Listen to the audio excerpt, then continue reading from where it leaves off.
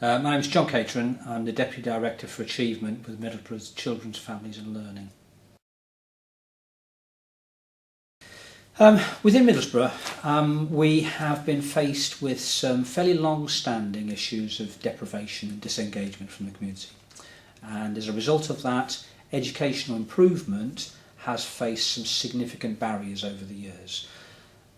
Notwithstanding that, we have made real progress, but I think there's a general view that perhaps that progress could have been accelerated. We have had a number of interesting innovations in the town. We have got a number of academies, we have a learning trust school at secondary, we have some maintained schools, and we have some strong special schools as well. And there are examples of very good practice in both primary, special and secondary sector. What we are concerned to do now is to build on the strengths of those current arrangements, but to be more radical in our vision and in our aspirations for the children and families in our area. So to that end, what we thought we'd do was, rather than be passive and wait for an academy's agenda to be done to Middlesbrough schools, we've proposed some fairly radical approaches to this, which we feel will be of significant benefit and boost our performance in the years ahead. Well, the proposal originally was that at a joint meeting of the primary and secondary partnerships head teachers meeting in July this year, my boss Jill Rawlings, the Director of Children's Services here in Middlesbrough,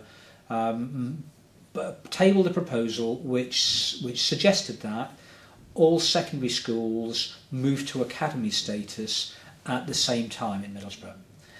Now, there are a number of reasons for doing this. One was that it would build on the current strengths of the partnership arrangements that existed.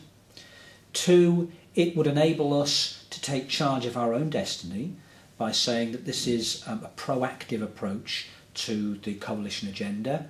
And three, we felt it could have some significant benefits for our children and young people if that move to school autonomy through the academy's route was coupled with the development of a learning collaborative or learning trust that would be inclusive of all schools in Middlesbrough. And within that umbrella arrangement, we envisage the local authority being a strategic partner, an equal partner, and that changes the cultural mindset, if you like, of the current arrangements between local authority and schools. Well, the impact has been that cultural shift, I would argue. We are at the early stages of this proposal.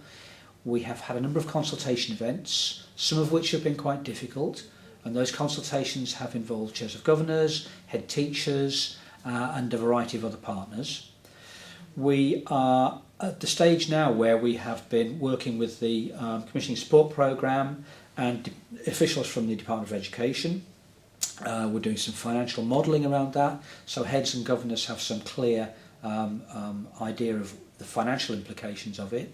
We're doing some models of children's trust learning collaborative arrangements, and we have a meeting next week where we're going to table those models for colleagues to consider.